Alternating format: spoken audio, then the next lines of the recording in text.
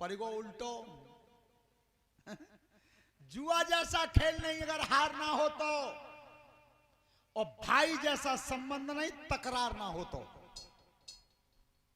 मित्रता जैसा रिश्ता नहीं अगर गद्दार ना हो तो, और खीर जैसा भोजन नहीं बीमार ना हो तो।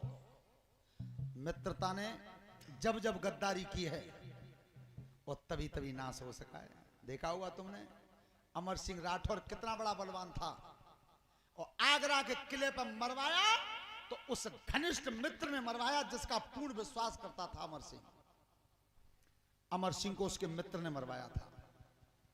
श्रोता बंधुओं, आज पिता के पास पहुंचे हैं, बाप के। पिता ने कह दिया दुर्योधन, जिनका कोई दोष नहीं था, बिल्कुल निर्दोष थे, वे तो सब मरवा देते ने, और तू सबसे बड़ा दोषी था, तेरे लिए काल नहीं आया। पर बेटा दुर्योधन, मैंने तो परिवार मरो भो 22 दिन मान लो, ता दिन द्रौपदी का चीर खिंचाता भरी समा में। जा सब तरफ से आशा टूट जाते तो याद आते महतारी की। ध्यान रखना, महतारी से बड़ा मददगार दुनिया में कोई नहीं पैदा हुआ आज तक। पर माता जी, अम्मा जी, महतारी, ये कोई कह रहा हो कहूं चले जाओ, मम्मी मम्मी मम्मी काय कहते हैं। पढ़ने वाले बच्चे अपने अंग्रेजी के अध्यापक से पूछ लेना मम्मी काय कहते हैं।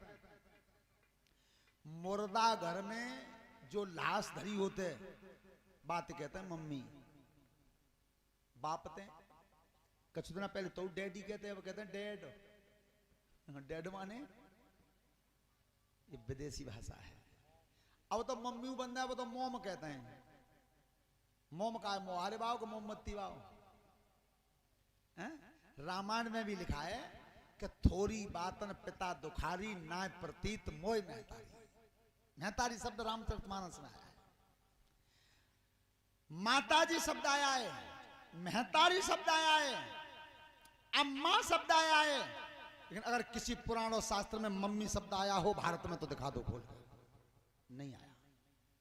तो आज महतारी के पास गए, तब महतारी बोली कि बेटा दुर्योधन, चिंता मत करे, मैं तेरे प्राणों की रक्षा तो कर दूंगी, पर तुझे एक कर्म करना होगा कि काया वस्त्रहीन करके और नदी में स्नान करके तू मेरे सामने खड़ा हो जा। जिस दिन से तेरे पिता के संग मेरा विवाह हुआ है, मैंने उसी दिन से पट्टी बांध ली, या दुनिया को आंखों से नहीं देखा। और जब मैं पट्टी खोल के तुझे देख लूंगी तो तेरा शरीर वज्र का हो जाएगा, फिर तुझे दुनिया में कोई नहीं मार सकता। तो आज दुर्योधन स्नान करने के लिए गया है और बिल्कुल वस्त्रहीन आ रहा था। भगवान कन्हैया विचार करते हैं कि अगर दुर्योधन को गांधारी ने देख लिया तो ये दुष्ट वज्र का हो जाएगा, किसी पे मरेगा नहीं, और दुर्योधन मरे ना तो तक पांडवन राज मिले। तो उस दिन भगवान ने दोहरा रूप बनाया। एक रूप से तो पांडवों के संग है, और दोहरा रूप रख के रात में वहां पहुंचे जहां दुर्योधन आ रहा था। सो कही ओ हो दुर्योधन इस अवस्था में, और वस्त्रहीन काया करके रात में कहां जा रहे हो, तुम जैसा वीर। महाराज मेरी महतारी ने मुझे बुलाया है, रास्ता छोड़ दो। मेरी महतारी मुझे पलक खोल के देखेगी तो काया वज्र की हो जाएगी। बात छिपाई नहीं, बता दी। कन्हैया बोले दुर्योधन, जब राजगद्दी की खातिर और तुम इतने गिर गए नीचे कि महतारी के सामने नंगे होकर के जा रहे हो। अगर लड़ाई मैदान में हो ही हो तो लड़ाई में जो भी चोट करता है छत्री, वो कमर से ऊपर करता है। तो कमर से नीचे के हिस्से दावे ले जाओ, चले जाओ जाओ। दुर्योधन ने केला के पत्ता बांधे कमर से और भगवान चले। तब कही मैया पट्टी खोल दे, मैं तेरे सामने नगन खड़ा हूं। तो जैसे ही गांधारी ने पट्टी खोली है, जितना शरीर ढक रहा था वो ही कच्चा रह गया, बाकी पूरा शरीर वज्र का हो गया। तब कही लला जी क्या करो बेटा, मैंने कही वस्त्रहीन आना। मैया मुझे कन्हैया मिल गए में, उन्होंने मुझे बहका दिया कि तुम नंगे होकर महतारी के सामने जाओगे तो धर्म भ्रष्ट हो जाओगे। तब गांधारी बोली लला कन्हैया फिर मिल गए तुम्हें बहू रात में, और तेरे बाकी बात फिर मानी। पर सुन, दुनिया बाबरी कर डारी रे जन मार मार के जादू, दुनिया बाबरी कर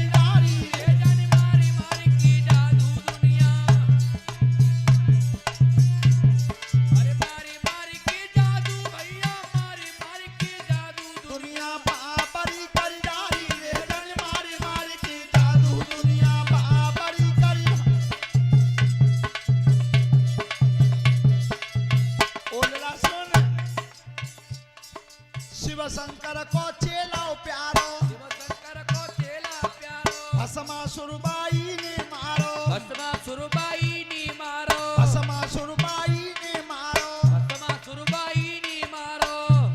तब बनी गो नरते नारी रे, मारी मारी की जादू भैया बनी गो नर से नारी रे, जन मारी मारी की जादू। दुनिया बाबरी करी नारी रे, जन मारी मारी की दुनिया बाबरी कई नारी रे, जन मारी मारी की जादू। दुनिया तुझे पता है जो शिवजी का शिष्य था भस्मासुर, बुझाई ने मारो और तादना ये नृत्य नारी बनो जो तो आज मिलो गैल में।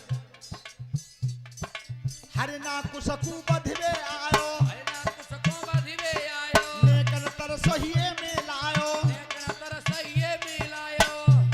तब बनी गो से रसिकारी रे, जन मारी मारी की जादू भैया बनी गो से रसिकारी। शिकारी रे, जन मारी मारी की जादू। दुनिया बाबरी कई रे, जन मारी मारी की जादू। भैया अब कछु सही जो कुछ होगो सो तो होगो, पर अब तुम कोई ऐसी अकल बता दो ताते मैं बच जाऊं। बेटा एक अकल और है, अगर अब के तू चूक कर गया तो नहीं बचेगा दुनिया में। कि ब्यास सरोवर को चला जा, ब्यास सरोवर में जल के भीतर तू जल स्तंभन जानता है तो जल में जाकर के छिप जाना। आज की रात निकलना मत, कल तुझे कोई मारेगा नहीं। जा। दुर्योधन चला गया।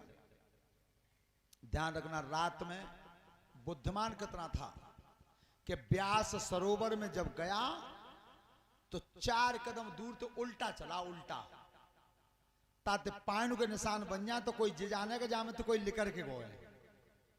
उल्टे कदम चल के और सागर में कूद लगा। इधर कुंती से पांडवों ने कहा कि मैया हमने महाभारत जीत लिया है, तुम हमारे अब विजय का तिलक लगा दो। उनकी बेटा सबसे पहले मैं विजय का तिलक उसके लगाऊंगी जिसने दुर्योधन को मारा हो। पांचों की आवाज बंद हो गई। उस समय भगवान कृष्ण पांचों पांडवों को लेकर के रात में ही चले हैं। पैरों के निशान देखते चले गए।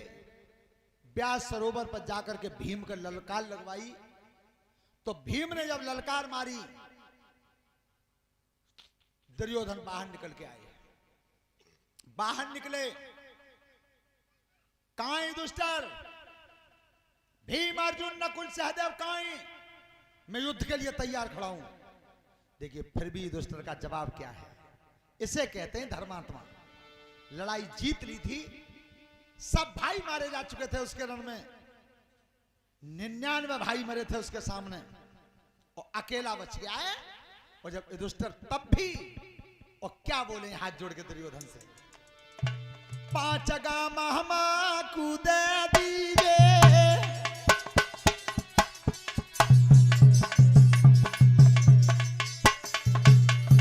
5 गाम हम कूदे दीजे और अपनो छत्र सिंहासन लीजे।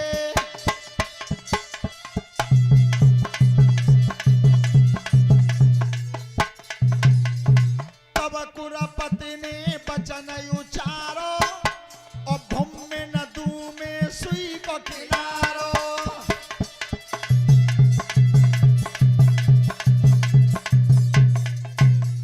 महाराज सुई की नोक के बराबर धरती नहीं दूंगा।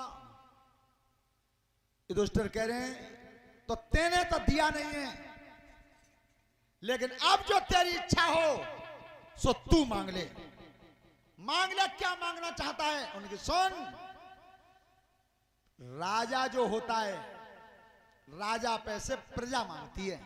देखो कितना बड़ा घमंडी है, राजा से प्रजा मांगती है।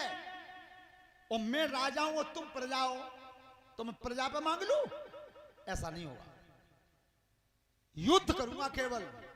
देखिए तब भी क्या कहा धर्मराज दुष्टन ने कि ये भी अनीत की लड़ाई है कि हमें 5 और तुम हो अकेले। तो ऐसा करो दुर्योधन कि हम 5 अनुमत हैं, 2 भैया तुम छांट लो, तो 3 ही तुम हो जाना, 3 ही हम हो जाएंगे। लड़ाई तब होगी। उन्हें कि बिल्कुल नहीं, दुश्मन की मदद लेके और मैं लड़ाई जीतूं, ये धर्म नहीं होगा। दुर्योधन ने कही ये धर्म नहीं होगा। सही एकदम दोनों हाथ जोड़े दुष्टन ने। दुर्योधन भैया तुम धर्म में पहचानता हो, आज तुमने पहली बार ये धर्म शब्द निकालो है, तो तुम धर्म में जानता हो कि धर्म का कहते हैं।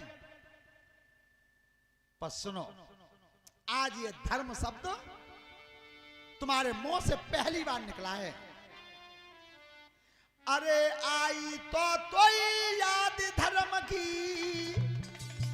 और अंत समय पे आई, और जे याद पहले आई जाती तो होती नहीं लड़ाई।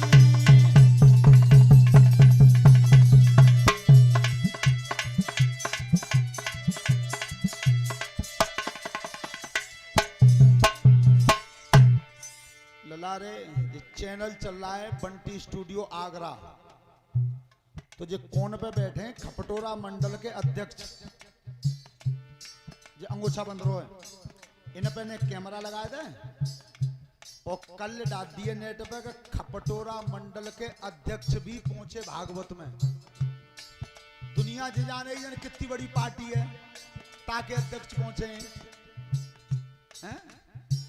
यही अंगोछा को सफेदों को मुड़ाचो बंद रो है, बस जाई पे एक टाइटल बना के डालियो, खपटोरा मंडल के अध्यक्ष भी पहुंचे भागवत कथा में अननोट में। अरे आई तो याद धर्म की, गुरुदेव और अंत समय पे आई,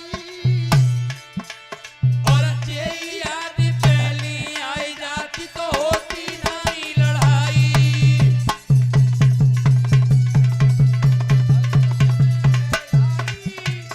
जे याद पहली आई जाती तो होती नहीं। श्रोता बंधुओं, उस समय उस भीम और दुर्योधन के युद्ध में जब भीमसेन गदा मारते थे तो दुर्योधन के सीना पर लोहे जैसी आवाज आती थी, लोहे जैसी, क्योंकि काया वज्र की थी। और जब दुर्योधन गदा मारता था तो भीम कुन्हा जाते थे, खून की धार आती थी संग। तो एक बार जब भीम पस्त हुए हैं तब अर्जुन ने कही कन्हैया थे कि प्रभु अब जी आज अंतिम लड़ाई है, अंतिम युद्ध है, इस युद्ध में जीतेगा कौन? भगवान कृष्ण बताते हैं अर्जुन बल भीमसेन में ज्यादा है और बुद्धि दुर्योधन में ज्यादा है, तो बुद्धि के सामने बल हार सकता है। तो प्रभु ने कहा आज और मदद कर दो, कैसे हूं, अब तक तो जिता ही लाए हो, जो कुछ जीत भैया प्रभु तुम्हारी खातिर भैया। अब भगवान कन्हैया कह रहे हैं कि अर्जुन नेक भीमसेन मेमा चिताई लें तो इशारो दे दू, और मोती कह तू तो बलराम भैया उठा रहे पीछे, और उनके दोनों चेलाएं एक ही बराबर।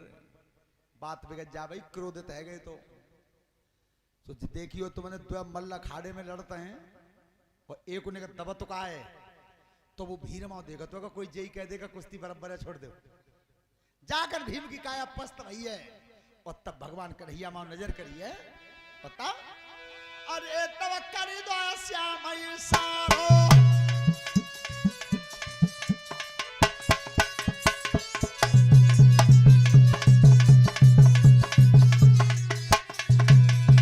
अरे तब करी दो श्याम सारो, सीधो हाथ जांग में मारो। अपने ही में इशारा कर दिया भगवान ने। भीम भैया अगर मारवो चाहतो तो न्या मारो, न्या कच्चो, वो जंग ही कच्ची रह गई थी। भीम इशारे को जान न हारो, और खींच की पारू जांग में मारो।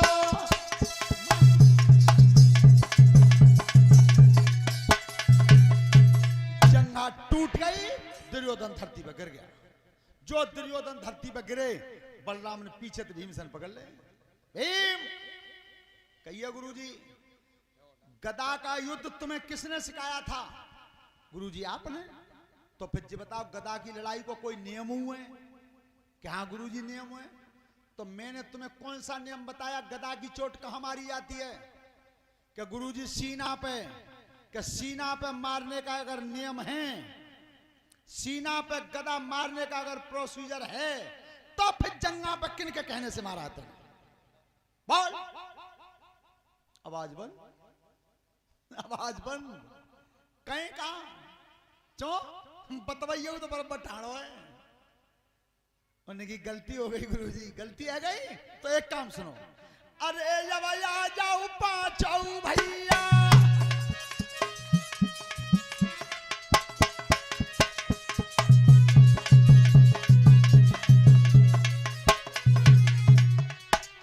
अरे जब आ जाओ पाँचों भैया और संग में आवे जी करुण चढ़ैया।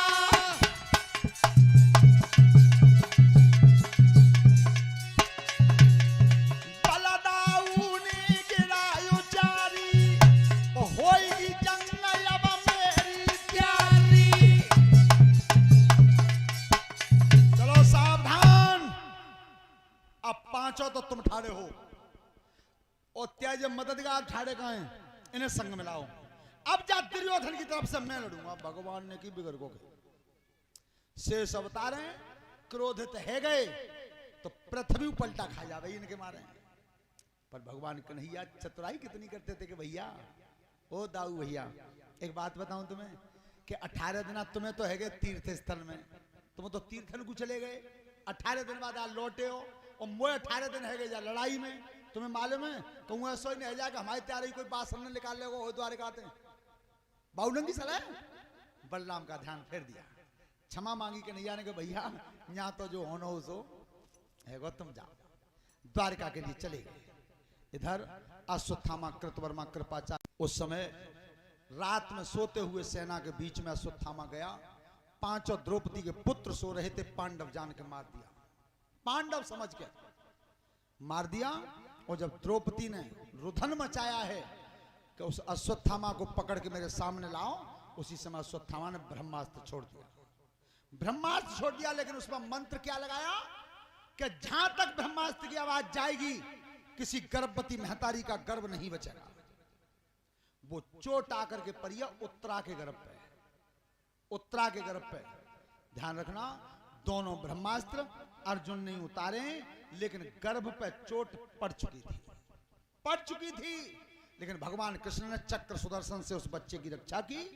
जब वो बच्चा जन्मा था उत्तरा के तो ज्योतिष के आधार से उसका नाम रखा गया विष्णु रात।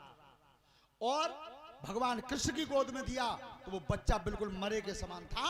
तो कृष्ण ने वो जो वज्र की चोट लग गई थी ब्रह्मास्त्र की, वो चोट भगवान ने अपने में खींची। उसी समय बच्चे ने पलक खोल दिए, उस बच्चे का नाम रखा परीक्षित।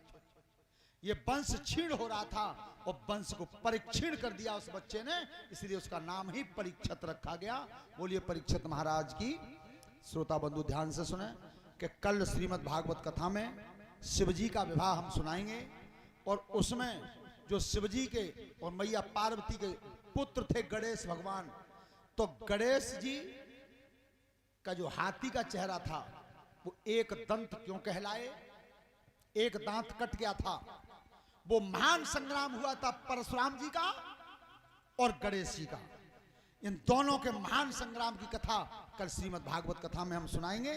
और साहब हमारे कपटोरा मंडल के अध्यक्ष जी है आए हैं, उन्होंने 50 रुपए का पुरस्कार दिया है। और तीनों जने कल मोटरसाइकिल पर जरूर रहिए, कल परशुराम और गणेश की लड़ाई सुनाएंगे। अच्छा पई में जाओगे? अच्छा उसमें ठीक धन। और चलो बहुत देखिए हमारे जो स्वामी आनंद घन महाराज जी की समाधि है वहां एक नए संत जी आए हुए हैं और बहुत पढ़े लिखे साधु हैं। IIT जो इंजीनियरिंग होती है उसे वो पास हैं। बच्चों को पढ़ाना भी चाहते हैं कि जो जो लड़के इंजीनियरिंग कर रहे हों वो उन पर निःशुल्क पढ़ भी सकते हैं। तो उन्होंने इस भागवत कथा के बाद अपनी भागवत कथा रखी है स्वामी आनंद घन महाराज जी के आश्रम पे। वो उसके लिए संघर्ष कर रहे हैं, जैसा वीरपाल ने बताया है। वो घूम रहे हैं तो शायद हो सकता है कि इस तुम्हारे अननोट के बाद श्रीमद् भागवत कथा स्वामी आनंद घन महाराज जी के आश्रम पर होगी। बोलिए संत समाज की जय। अब परीक्षित महाराज जी और यज्ञपति महाराज जी आरती की थाली पकड़ें, उसके बाद आरती और प्रसाद लेकर के जाएंगे। 20 रुपया गुप्तदान, 10 रुपया